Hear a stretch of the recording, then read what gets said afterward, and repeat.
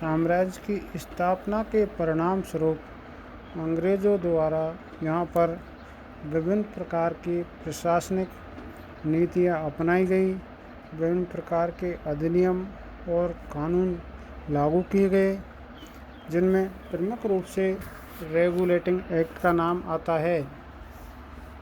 England में company का प्रबंध संचालन समिति द्वारा किया जाता था।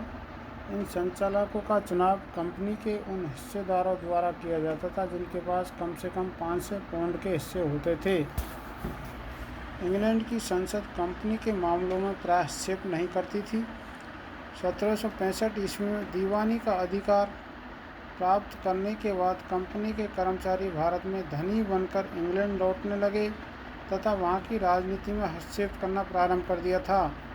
अतः इंग्लैंड में यह आम भावना थी कि कंपनी आर्थिक दृष्टि से मजबूत है। कंपनी की आर्थिक स्थिति अत्यंत ही चिंताजनक थी। उसकी आर्थिक नींवें खोखली हो चुकी थी। स्थिति यहाँ तक पहुँच गई थी कि यदि कंपनी के लिए जल्दी से जल्दी धन न जुटाया गया तो कंपनी के अस्तित्व को ही खतरा उत्पन्न हो सकता है। कंपनी की आर्थिक स्थिति बिगड़ने के निम्न कारण थे। कंपनी ने भारत में लगातार युद्ध किए थे तथा इन युद्धों में अत्यधिक मात्रा में धन खर्च हुआ था, किंतु इन युद्धों के फलस्वरूप उसे कोई विशेष आर्थिक लाभ नहीं हुआ था। यद्यपि कंपनी ने बंगाल, बिहार व उड़ीसा की दीवानी का अधिकार तो प्राप्त कर लिया था, किंतु इस दीवानी से कंपनी को जो राजस्व प्राप्त होना चाहिए था वह प्राप्त नहीं हो रहा था।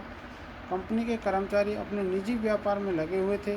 इस निजी व्यापार के कारण वे कंपनी के व्यापार की उपेक्षा कर रहे थे, अतः कंपनी को व्यापार से कोई लाभ प्राप्त नहीं हो रहा था।